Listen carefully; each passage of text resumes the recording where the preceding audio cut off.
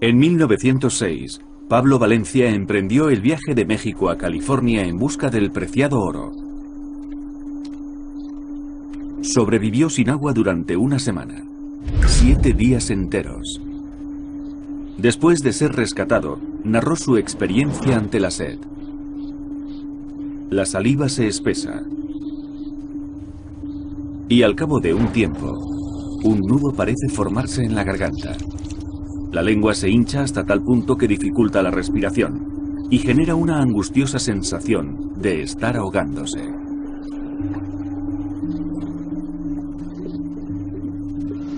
Parece que te va a estallar la cara debido a la tirantez de la piel. Y mucha gente sufre alucinación. Los párpados se agrietan y los ojos empiezan a secretar lágrimas de sangre. Cuando Pablo Valencia fue encontrado, tenía la piel color gris púrpura. Parecía llena de arañazos, pero no había rastro de sangre. Le habían desaparecido los labios como si se los hubieran amputado. La nariz se le había reducido a la mitad y tenía la mirada fija en unos ojos sin párpados. Este documental no pretende concienciar sobre la supervivencia del medio ambiente, sino sobre nuestra propia supervivencia. Porque sea cual sea nuestra opinión sobre medio ambiente, política o religión, independientemente de la raza, el sexo o la clase social, el que pase una semana sin beber agua, llorará lágrimas de sangre.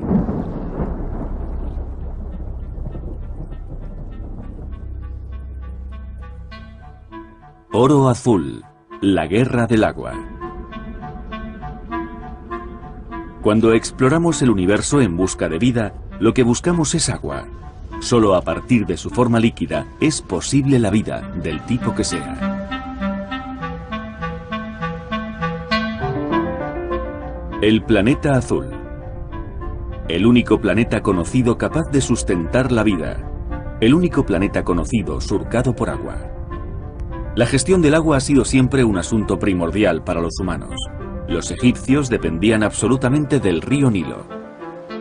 Y los romanos utilizaron técnicas de ingeniería para suministrar agua a sus ciudades. Las antiguas sociedades apreciaban el agua, construían sus vidas en torno a ella e incluso la veneraban como a una diosa. Por una razón desconocida, entre el año 800 y el año 1000, el cambio climático agotó casi todo el suministro de agua del pueblo maya. Los agricultores se vieron obligados a desplazarse al interior de la selva tropical. Pero no había agua suficiente para los cultivos y los árboles. Las selvas murieron. El suelo se erosionó. La humedad del aire descendió.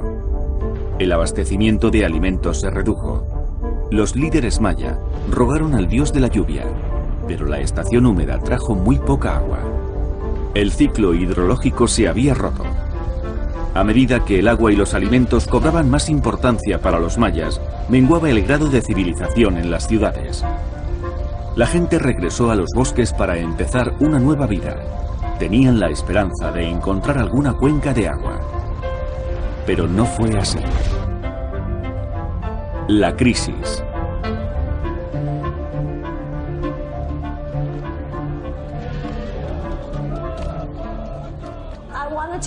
Quiero hablar de la crisis mundial del agua. Sabemos que el mundo se está quedando sin agua. Se suponía que no iba a pasar porque ya habíamos aprendido la lección. No sé si es en tercero o en sexto curso, pero nos enseñan que esto es un ciclo. Cuando llueve, el agua cae desde las nubes al suelo y lo empapa para que luego crezcan la hierba y los árboles. A veces hay tanta agua debajo de la superficie que se forman lagos y ríos, como cuando estrujamos un brick de zumo. Los ríos llevan el agua de nuevo al océano. Una vez allí, se evapora hasta el cielo y vuelve a formar las nubes. El viento empuja esas nubes hacia la tierra y llueve de nuevo. Así pasa una y otra vez en una cadena que nunca se rompe. El 97% del agua de la Tierra es agua salada. Solo el 3% del agua de la Tierra es dulce. Gran parte está contaminada y no es apta para el consumo. ¿Cómo se ha producido la contaminación de nuestras aguas? La agricultura emplea sustancias químicas para aumentar la productividad. Se utilizan para compensar el descenso del agua disponible, pero contaminan las reservas del subsuelo. Las emisiones de gases de los coches también contaminan las nubes, pero quizá las mayores culpables sean las fábricas. La contaminación del agua se asocia con el aumento del índice de abortos y con la reducción de la cantidad de esperma. Es un problema tan grave que el gobierno malayo propuso aplicar la pena de muerte a quien contaminase el agua. Este es el río más contaminado de Estados Unidos. Sus aguas contienen el virus de la polio, de la tuberculosis y de la hepatitis. Siempre tratamos de advertir a los extranjeros de lo que hay en el agua para que no se metan en el río. Ninguno de nosotros se va a meter en el agua para rescatar a nadie. Son aguas envenenadas. Tenemos una plataforma que desplegamos para atravesar el río y para que los extranjeros puedan volver a México. En el hospital local tienen preparadas muchas vacunas, unas 18 diferentes. Se las ponen a los agentes que caen al agua para evitar que enfermen.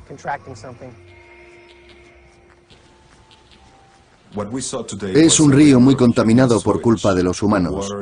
El agua apesta como nada que haya olido nunca. Por aquí fluyen unos 25.000 litros por segundo. El río va hacia el noroeste, donde están los campos de cultivo. Y esos productos son los que se consumen después en Ciudad de México. De modo que estamos siendo envenenados. Las aguas fecales regresan a nosotros en forma de comida. Estamos contaminando y agotando las existencias de agua dulce. Estamos consumiendo los acuíferos subterráneos a gran velocidad y no somos capaces de reabastecerlos. Llueve. El agua cae sobre el suelo y se filtra hacia el interior del terreno acumulándose en el subsuelo. Forma así acuíferos o aguas subterráneas. Pero ¿qué cantidad de nuestras existencias de agua se almacenan en el subsuelo? Solo podemos hacer un cálculo aproximado. Por eso el aumento de nuestra dependencia de las aguas del subsuelo es un asunto que merece ser estudiado. En Oriente Próximo también existió una especie de Atlántida, pero que resultó ser real. La ciudad recibía el nombre de Ubar y desapareció sin explicación. Un grupo de arqueólogos descubrió, a partir de la extracción de aguas subterráneas, que se la había tragado el desierto. Y eso es algo que está ocurriendo actualmente en Florida. Socavones gigantes aparecen en el suelo e inmensas cavidades que se abren en la superficie. Los efectos no siempre son tan evidentes como un hoyo o una ciudad perdida, pero regiones enteras pueden hundirse a medida que se agotan las cuencas de agua. Han extraído el resto del agua que quedaba bajo la ciudad. La ciudad se está hundiendo literalmente y las iglesias empiezan a inclinarse. El hombre lleva más de 1000 años ideando formas de aprovechar el agua del subsuelo. La diferencia ahora es la tecnología. En la actualidad, podemos extraer 113.000 millones de litros de agua subterránea al día. Fabricar un coche de gama media supone unos 350.000 litros de agua. De 2 a 7 barriles de agua por cada barril de petróleo. Un microchip, 32 litros. La comunidad agrícola empezó a explotar los acuíferos cuando aún no había demanda sobre este recurso. Actualmente, la ley les permite utilizar cantidades limitadas. Cuando extraemos agua para el riego, parte de ella vuelve a filtrarse al terreno en lo que se llama recarga o flujos de retorno. Mientras no extraigamos más agua de la que se recarga, estaremos utilizándola de un modo sostenible. El problema es que extraemos hasta 15 veces más agua del subsuelo de la que regresa a él, y eso es la causa de la actual crisis. La gente no asume que el mundo se está convirtiendo en un desierto. En muchos lugares los desiertos se han extendido. Nuestros suelos se erosionan. Los vientos, las inundaciones y la sobreexplotación de los pastos provocan daños en la superficie de la tierra, y la endurecen hasta el punto de dificultar el filtrado del agua. Nuestra fuente de vida se va a través de los sistemas de alcantarillado y de los ríos y llega directamente a los océanos. En la tierra desaparece la humedad y la vida.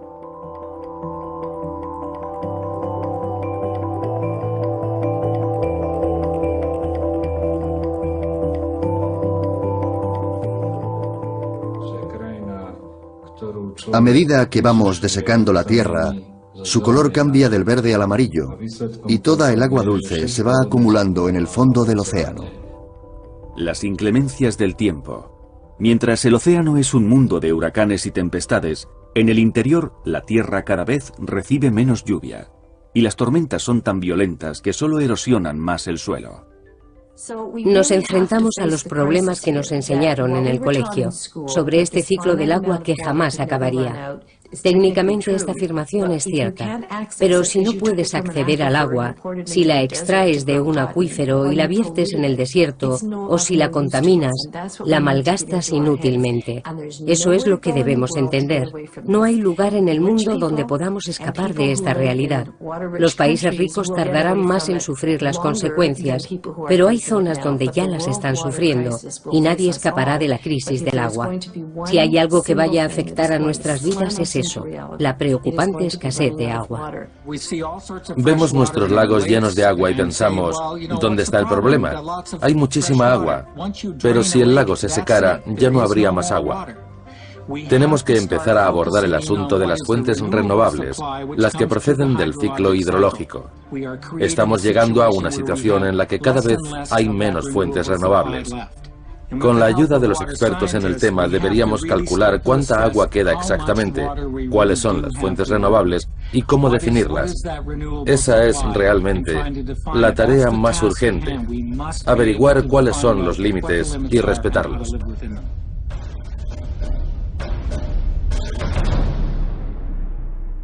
La política.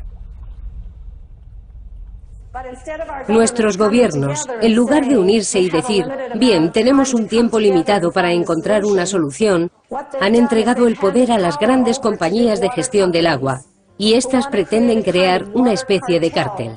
Suez, Veolia, lo que antes era Vivendi y RWE Times están entre las 100 empresas más poderosas. La división de agua de Suez está formada por 400.000 empleados y ningún país del tercer mundo puede oponerse a lo que digan. De este modo, cada gota de agua dulce que haya en el mundo estará controlada por empresas privadas. Hasta los años 80, las compañías podían privatizar el agua. En Francia, el agua estaba mayoritariamente privatizada y las empresas adquirieron mucho poder. Solo suministraban agua a escala local. En Francia, debido al poder consolidado de las multinacionales y a su largo historial, la privatización del agua está muy enraizada. Ni el propio presidente fue capaz de poner freno a esta tendencia. En un momento de su mandato, François se vio atrapado en esa especie de dictadura económica y, aunque lo intentó, no pudo finalmente nacionalizar las compañías de agua. Por encima de él, había un sistema muy poderoso y muy ambicioso, una máquina sin alma. En la década de los 80, Margaret Thatcher subió al poder y con ella la revolución de su gobierno. Todo el agua de Gran Bretaña quedó en manos privadas y las grandes empresas se plantearon globalizarse. Al mismo tiempo, la ONU empezaba a tratar el agua como mercancía y activo económico. Fue en la conferencia de Dublín, en 1992, cuando se habló del agua por primera vez como un bien económico. Allí nació la idea de economía de mercado Thatcher-Reagan. Las empresas estaban deseando despegar porque, hasta el momento, suministraban a escala nacional, y la ONU también declaró que se podía cambiar el concepto del agua. Se dio la convergencia de ambas circunstancias. Se crea entonces el Banco Mundial para dar estabilidad financiera y fomentar el crecimiento de los países pobres. En teoría, el banco recaudaría dinero de los países ricos para invertirlo en acciones de desarrollo. Sin embargo, el banco se ha unido a las 3 grandes compañías privadas de Europa para abrirse camino en los países en desarrollo. El Banco Mundial pensaría, a cambio de la condonación de la deuda, queremos privatizarles el agua. Buenos Aires, Argentina. Comprador, Suez. Puerto Rico. Comprador, Veolia. Yakarta, Indonesia. Comprador, RWE Thames. Santiago, Chile. Comprador, Veolia World Trade Organization. La Organización Mundial del Comercio propone unas normas que implantan un nuevo marco constitucional. Está dirigido por lo que llamamos el Quad y engloba a Estados Unidos, Canadá, la Unión Europea y Japón. El Quad toma todas las decisiones relevantes. Sus empresas determinan la agenda, deciden cuándo se celebran las reuniones y cuentan con miles de policías para sofocar las revueltas. Los agricultores convocaron una manifestación. El secretario del Sindicato de Agricultores surcoreano era un hombre llamado Kyung-hae. Procedía de una comunidad devastada y la gente ya se estaba matando entre vecinos. Kyung-hae trepó por la barricada de la policía. Llevaba un cuchillo en la mano y se lo clavó en el corazón. Cayó, golpeándose hasta llegar al suelo. Murió 2 horas después en el hospital, convirtiéndose en un símbolo. Estas reglas para el comercio no son frases escritas sobre un papel, son directrices que afectan a muchas personas. Es el nuevo colonialismo, aunque esta vez no llega en barcos.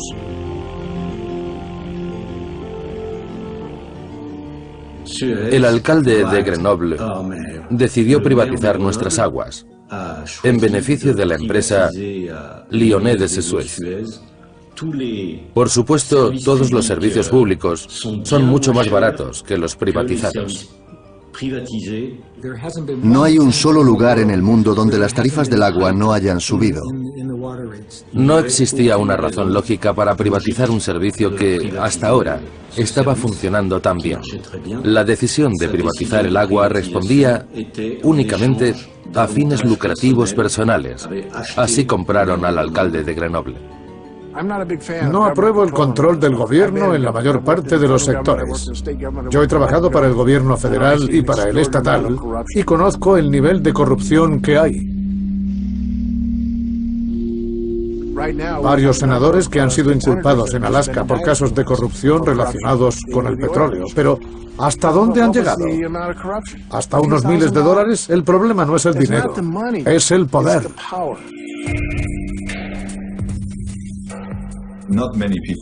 Antes de convertirse en presidente de México, Vicente Fox era el director general de Coca-Cola en Latinoamérica. Así que Coca-Cola recibió una de las concesiones de agua más generosas de todo México durante su gobierno. La gente no sabe hasta qué punto hay una conexión directa entre el gobierno, los recursos de agua y los servicios para las fábricas de su jurisdicción. Quiero ser muy claro con la situación de México. El presidente Fox no nos concedió favores en el asunto del agua, ni en ningún otro asunto relacionado con ella.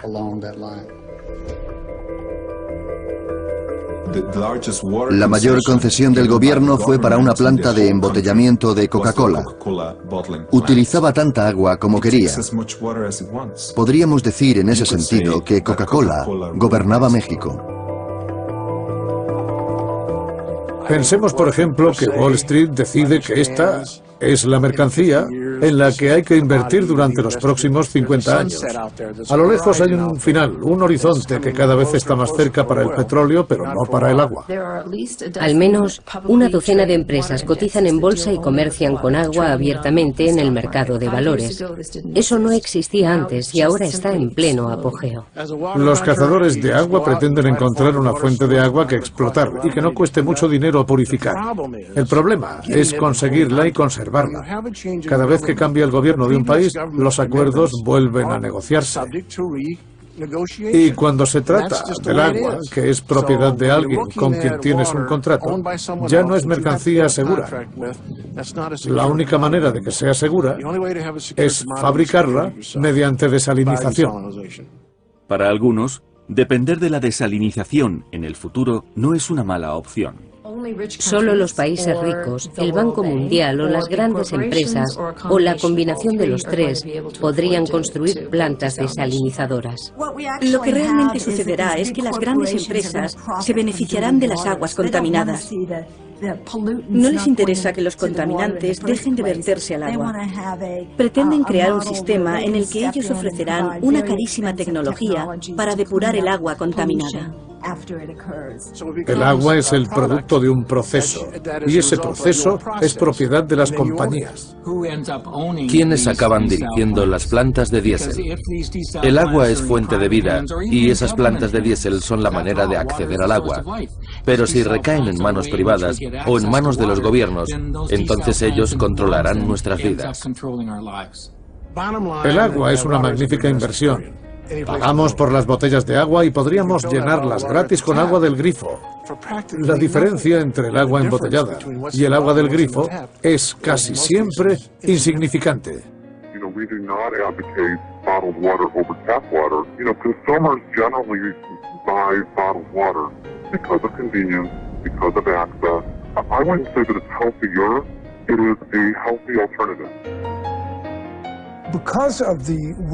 Debido a la escasez de agua en todo el mundo, los grandes lagos empiezan a estar en el punto de mira. Nos preocupan nuestras aguas. De hecho, yo creo que son nuestras. No tienen el derecho a quitárnoslas. El fallo de nuestro marco legal es que concede los mismos derechos a las empresas que a los ciudadanos. Y sería posible que de pronto apareciera Nestlé y empezara a extraer agua. Todo empezó con una reunión que celebramos en New Haven. Como es lógico, Perrier contrató a un asesor para que analizara todos los efectos de las extracciones, y nos dijeron que no tendría ninguna consecuencia negativa. No pasaría nada, ni habría ningún problema con el lago. Le dije a un amigo de la hidrológica, Tom, nos aseguran que esto no va a afectar al lago. Y él respondió, ese tío no es hidrólogo, es traficante de agua. Nos dijeron que no teníamos nada que hacer contra ellos ni sus asesores, pero empezamos a reunirnos y a invitar cada vez a más gente. Nos quedamos asombrados por la cantidad de gente que vino, vecinos de la zona, agricultores, jubilados. El problema alcanzó una magnitud estatal y exigió la intervención del gobernador competente. Este, que primero apoyó la empresa, tuvo que decirles que los vecinos la rechazaban. Se fueron de Michigan a Wisconsin. En 1892, gran parte del territorio de los Grandes Lagos fue entregado por el gobierno de Illinois a una empresa privada. Cuando el siguiente gobierno subió al poder, revocó la escritura de propiedad y en 1892 el Tribunal Supremo de Estados Unidos declaró la zona de los Grandes Lagos un área de dominio público. No podía utilizarse, traspasarse o transferirse en beneficio privado. Esa sentencia sigue siendo válida, igual que en el siglo XIX, y es exactamente lo que sirvió de base para presentar la demanda.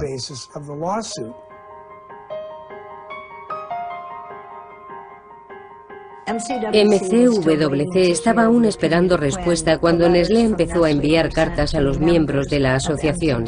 Era gente joven que había manifestado su opinión en la prensa y les advirtieron de que iba a presentar demandas con el objetivo de intimidarlos y silenciarlos. Cuando las empresas demandan a ciudadanos activistas, normalmente se apoyan en argumentos absurdos y suelen perder. Pero eso no evita que el ciudadano tenga que incurrir en cuantiosos gastos por los honorarios de los abogados. Servirse de estas demandas para disuadir a los activistas resulta indignante, pero es una medida totalmente lícita. Me pareció ultrajante, pero... Pretendían intimidar, y su actitud afectó a MCWC como organización y personalmente a mi madre. No me importaba lo que Nestlé pudiera hacerme. Yo luchaba contra ellos y estaba decidida, pero no iba a permitir que nadie se metiera con mi familia, en particular con mis hijos.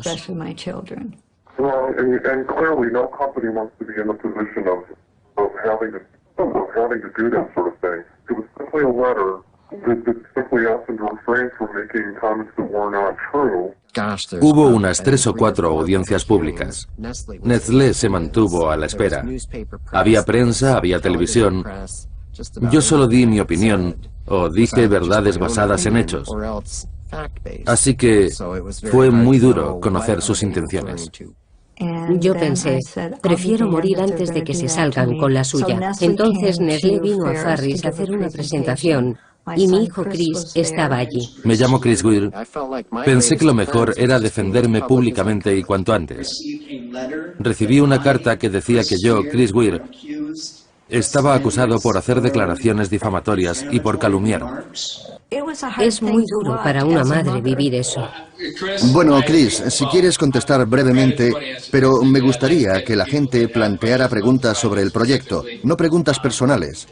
¿De acuerdo? Todos los asistentes demostraron su indignación. Chris, al final hablaremos de eso si tenemos tiempo. Si no hay más preguntas sobre el proyecto o sobre la política del agua y queda tiempo, trataremos ese tema. No me contestaron entonces, ni tampoco más adelante. La demanda nunca se llevó a cabo. Fue una táctica intimidatoria. El juez dijo que si el nivel del agua disminuía, estarían cometiendo una ilegalidad. Y allí se terminó todo. Al menos eso creíamos. Pasó cerca de un año hasta que se celebró el juicio. Creíamos que estaba todo solucionado, pero después de 3 días resultó que el Tribunal de Apelación admitió el recurso de Nestlé. Nestlé recibió autorización para seguir extrayendo casi 760 litros de agua por minuto. El agua es un bien en demanda, y los que la demandan normalmente no tienen suministro. El suministro se encuentra en otras partes del mundo. La cuestión es, ¿cómo llevarlo al mercado? Esto provoca una lucha, y nosotros estamos entre la población urbana y la rural. Las empresas están constantemente vigilando las tierras de los agricultores. Van de granja en granja preguntando, hola, ¿qué tal? ¿Dedica todo el día a los cultivos? Debe de ser mucho trabajo. ¿Qué le parece si le compramos el agua? Es una tendencia que se implanta cada vez más, a medida que la población se traslada a las ciudades. El agua suele proceder de los campos donde se cultiva nuestro alimento, una práctica realmente torpe. El agua del norte de California se transporta a través de enormes conductos y canales hasta el sur de California y se utiliza para cultivar alfalfa. La alfalfa se transporta en barco a lugares como Japón y allí se emplea para alimentar al ganado, sobre todo al buey de Q. Después, la carne del ganado es exportada a Estados Unidos. Hemos implantado un sistema agrícola que ha dejado de ser eficaz y que se basa en el concepto del agua virtual. Se cultiva cereal para exportar en tierras de secano y después se transporta a países muy alejados. Lo lógico sería producir los alimentos que se den en cada zona de un modo sostenible. Aquí en Kenia, por ejemplo, se cultivan la mayoría de las rosas que se venden en Europa. Las cultivan para exportarlas. El terreno de cultivo está en torno al espectacular lago Naivasha, cuya desecación se acelera por momentos. Y las culpables de todo eso son empresas extranjeras que exigen enormes plantaciones. Si continúan así, dentro de 5 años el lago será un charco. África es uno de los continentes más secos de la Tierra y sin embargo exporta agua. El Banco Mundial les obliga a exportar agua para pagar su deuda.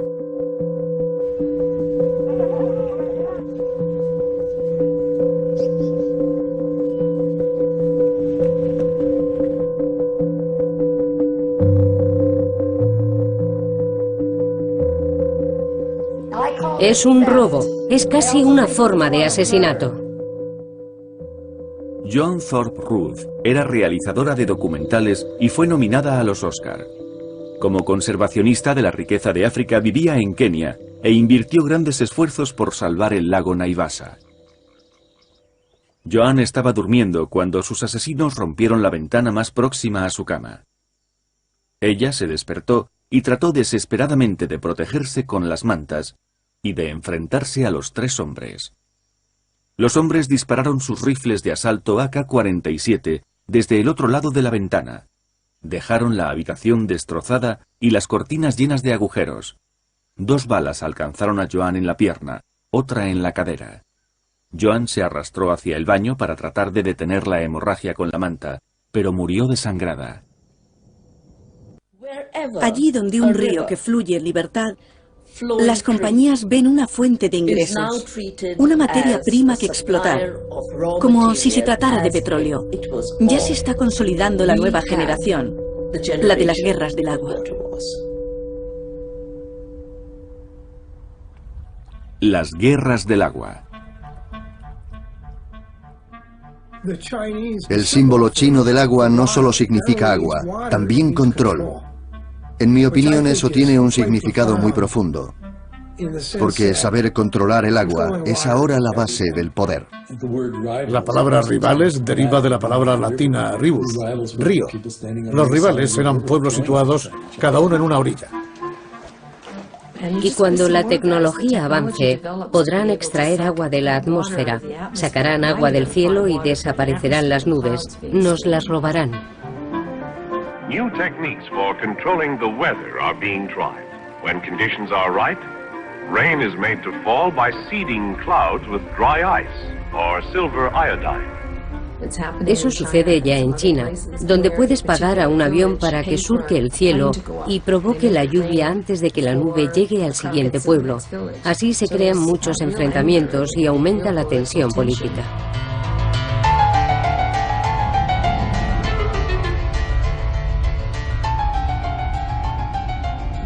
Y el caso de California es peor. Los Ángeles forma parte de lo que yo llamo civilizaciones hidráulicas, como Roma, con sus acueductos. Pero entonces el acueducto más grande medía casi 100 kilómetros. Ahora el más largo, que yo mismo he medido, recorre casi 2.300 kilómetros desde la fuente de agua más lejana de Los Ángeles hasta la ciudad.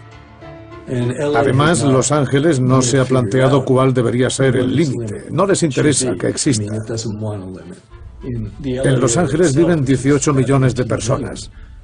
Si tuvieran que depender del agua de la zona, solo podrían vivir 3 millones. La primera medida que tomarán en Los Ángeles será reducir la agricultura y acabar con las granjas. Y cuando el sistema se agote, la civilización desaparecerá.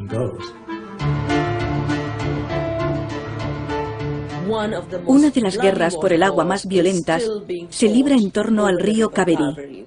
El agua es imprescindible para los agricultores de Karnataka y los de Tamil Nadu. Ambos grupos son muy dependientes de las aguas de ese río. Un delincuente de origen tamil, Veerapan, secuestró a un hombre de Karnataka para exigir un rescate. Quería que le pagasen en grandes cantidades de agua para Tamil Nadu. Fue como una partida de ajedrez enmarcada en las guerras del agua. Yo estaba llevando a cabo un estudio de los recursos de la zona. Colaboraba con una universidad y, de repente, el trabajo que había estado elaborando sobre los conflictos por el agua dejó de tener validez. El problema se presentó ante el mundo como un enfrentamiento religioso, no como un problema de escasez de agua. Así es como se presentan muchos conflictos de este tipo, como problemas religiosos, cuando son luchas por los recursos básicos.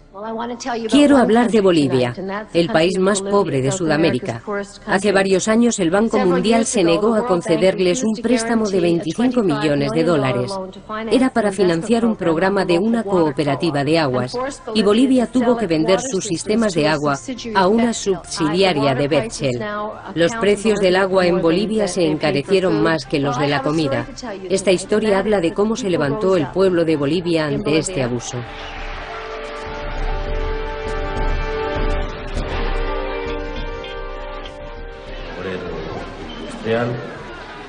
Y cuando en Bolivia se privatizó el agua, la gente, nosotros no podíamos conseguir que un empresario privado, un inversionista transnacional, podía apropiarse del agua. Es decir, la gente o tenía que pagar del agua o tenía que dejar de comer y por lo tanto no tuvo otra alternativa que decir no a la privatización del agua. Una rebelión popular, una forma organizativa de multitudes de gente, que desde los campesinos hasta los vendedores de las calles, y empezamos una resistencia. El gobierno sacó al ejército y a la policía para garantizar la seguridad jurídica de la empresa, garantizar las utilidades y las ganancias de la compañía. Es curioso, el Banco Mundial ha impuesto este tipo de control y adquisición en muchos países en vías de desarrollo. Los servicios sanitarios, la educación, el sector de la energía, las minas. Pero cuando se trata del agua, algo se remueve dentro de nosotros y aunque no hayamos protestado en otras ocasiones, lucharemos por nuestra agua. Asociados de una abierta complicidad de los gobernantes en ese tiempo en Bolivia, que inclusive se privatizó el agua de la lluvia, es decir, que se prohibía a la gente el acumular el agua de la lluvia. Así comienzan las guerras civiles, cuando el ejército trata de controlar a los disidentes locales, enfrentados a las compañías internacionales. ¿A quién protegen? Su pueblo no tiene agua y ellos protegen a los inversores extranjeros. Más de 100 heridos de bala, numerosos detenidos. Civil, hubieron más de 20 francotiradores que mataron e hirieron a la gente. Hugo Daza, un adolescente de 17 años, fue asesinado de un tiro en la cara.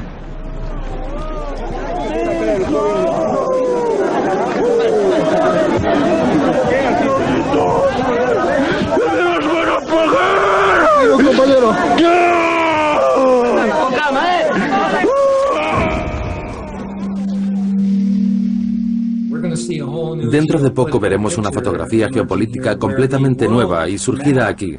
El mapa mundial se rediseñará y se reescribirá. Ya se han definido las áreas donde el conflicto será potencialmente más intenso, en los próximos 10, 15 o 20 años. Las áreas más ricas en agua de todo el mundo, ahora mismo, Brasil, Canadá y Rusia. Estas superpotencias empiezan a tomar posiciones. La energía derivada del agua es la garantía para su futuro y para su seguridad militar y comercial. Ellas mismas se están dando cuenta de que deben garantizarse esas futuras fuentes de agua. Estados Unidos está realizando maniobras de entrenamiento militar en la zona de los Grandes Lagos y 80 administraciones de pueblos cercanos han solicitado al gobierno que las suspenda, pero no tienen intención de hacerlo. Yo me impliqué en este asunto en los 80. Canadá estaba negociando un acuerdo de libre comercio y el agua se incluía como un bien. Se acordó que en un periodo de 2 a 5 años, el agua de Canadá llegaría desde el norte del país al medio oeste estadounidense por un acueducto. ¿Quién lo sabía?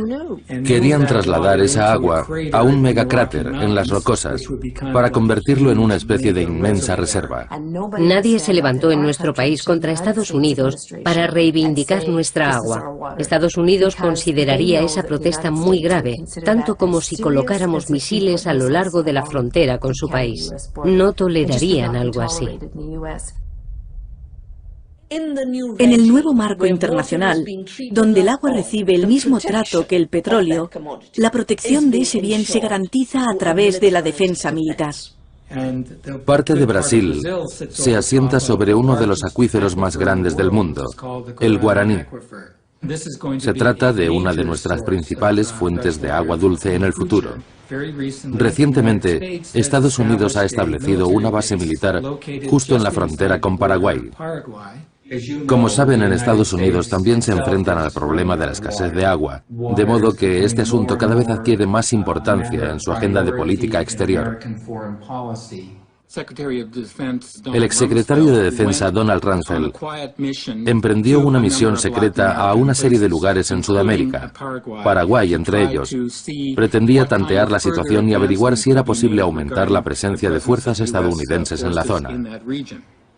Poco después de la visita de Rumsfeld, unas 500 fuerzas especiales se asentaron en una base militar de Paraguay. Para cuando quisimos darnos cuenta de que los estadounidenses venían a establecerse en la región, ya era demasiado tarde.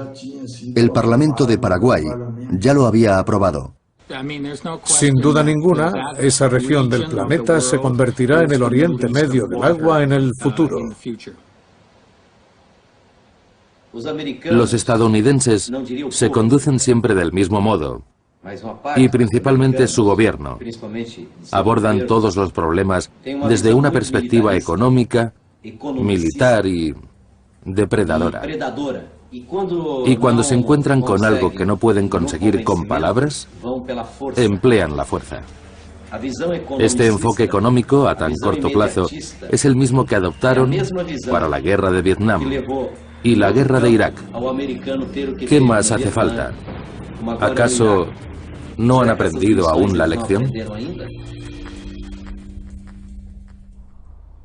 El camino hacia adelante. Hace unos pocos días, el gobierno boliviano echó a patadas a Bechtel del país.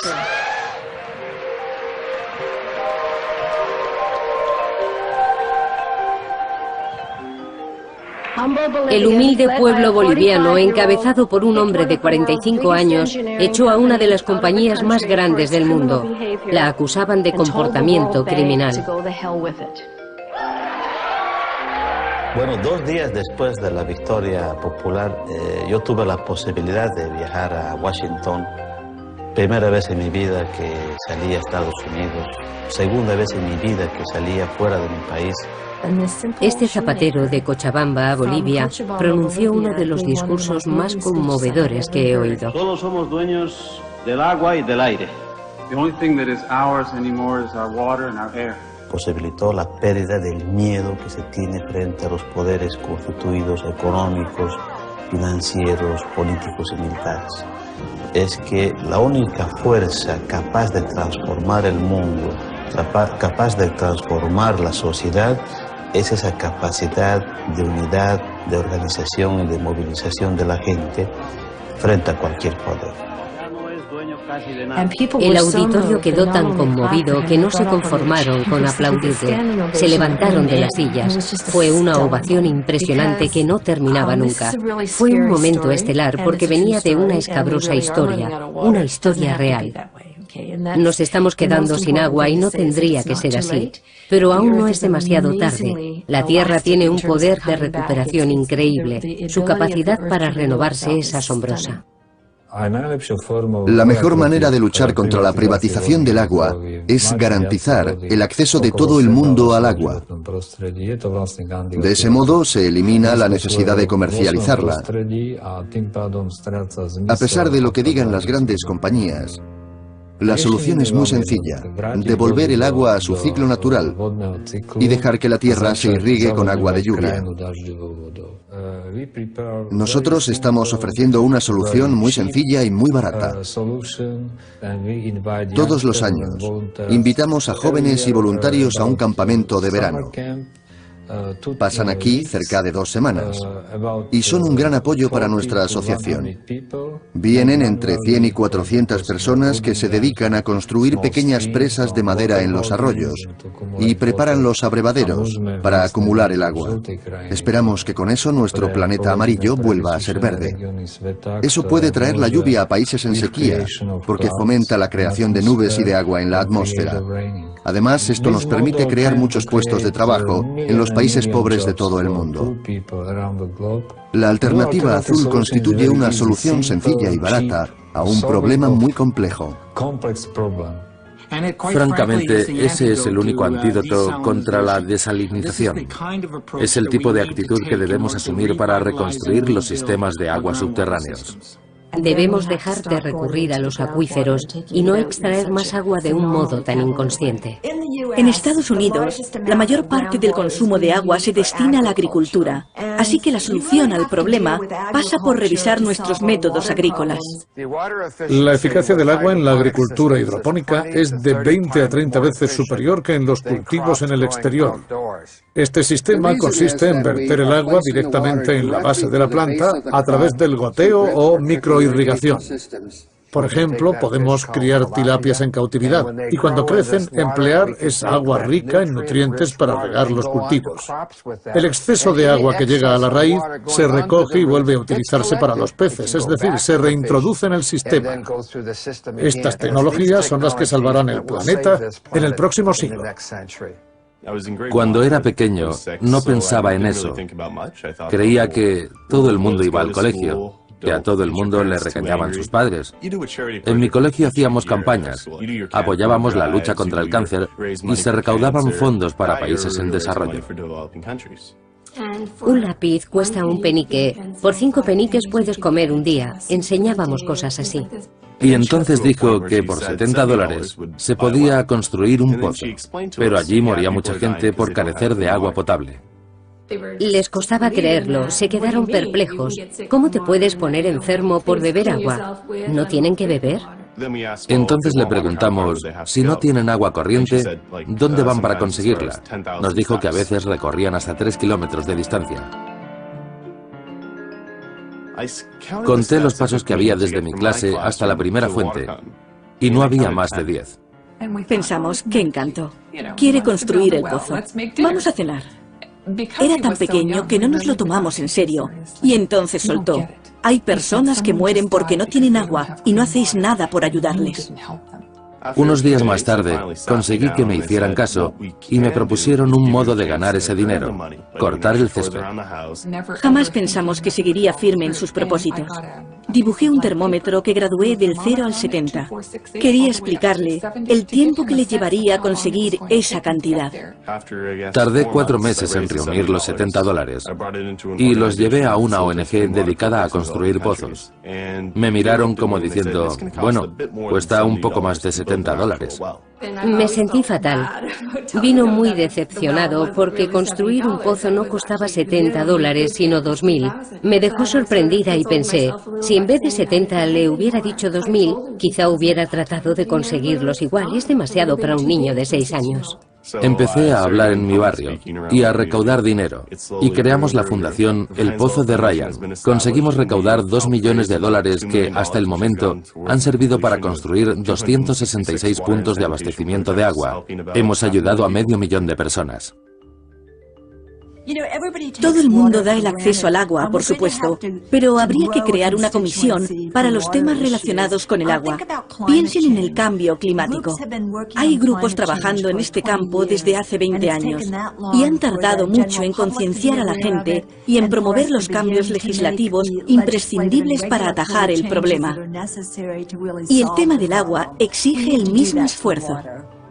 La ONU debe elaborar una convención que declare el agua un derecho humano y de dominio público. No se le puede negar a nadie por el simple hecho de que no puedan pagarla. Con esta exigencia, llevamos el problema a un plano internacional. La actitud de las empresas privadas se ha globalizado, ha trascendido al ámbito nacional del derecho.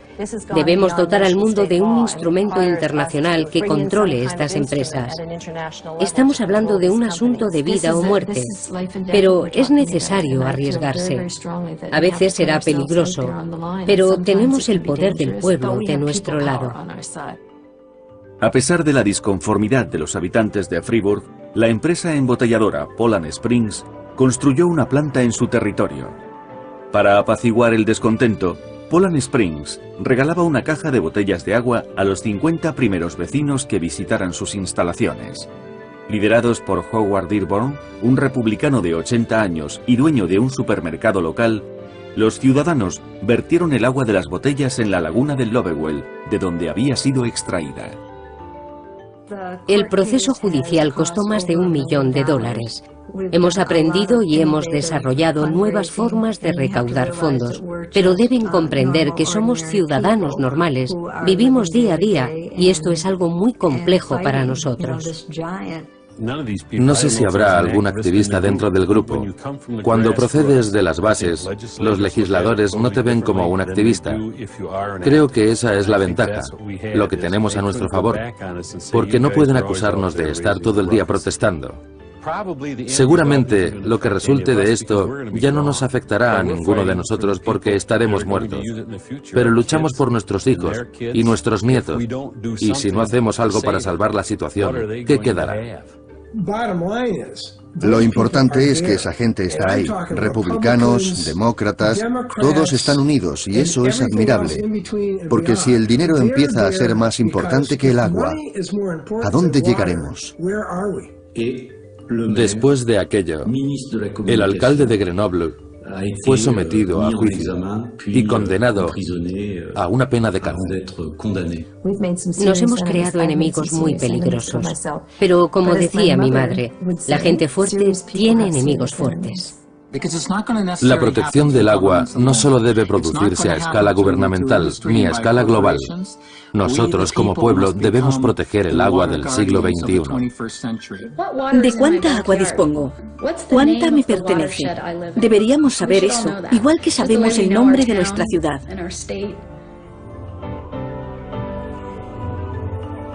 Y deberíamos preguntarnos de dónde procede el agua que bebemos. ¿A dónde van las aguas residuales? No tenemos que hacer nada más, solo preguntar. En la cafetería de mi colegio vendían agua Ice Mountain. Un día el director vino a clase y le dije a mi profesora que tenía que hablarle de Ice Mountain. Este es mi cartel con todos los problemas que ha provocado Ice Mountain. Está secando los lagos. Cuando los lagos se secan, también se secan los manantiales y los pozos. Esta es mi luz dentro de las cosas oscuras. Antes de Ice Mountain y después de Ice Mountain, un charco de barro. Y aquí está la solución. Enviar cartas a quienes toman las decisiones para boicotear a Ice Mountain. Le enseñé el póster al consejo escolar, a mis amigos y a un consejo de estudiantes en Michigan. A pesar de que ya había un juicio en marcha, la señora Heard decidió que ya no se vendería más agua de Ice Mountain en toda la zona del colegio. Se escribieron muchos artículos en los periódicos después de mi iniciativa. Luego hablé con los dueños de los supermercados. Fui a las tiendas y les conté lo que pasaba. Fueron muy amables conmigo y también aceptaron no vender más agua de Ice Mountain. La siguiente vez que fui a comprar no había ninguna botella de Ice Mountain en las estanterías. Me sentí muy feliz porque sabía que había hecho lo correcto. Para apoyar la causa del agua visite Blue Gold, worldwaterwars.com.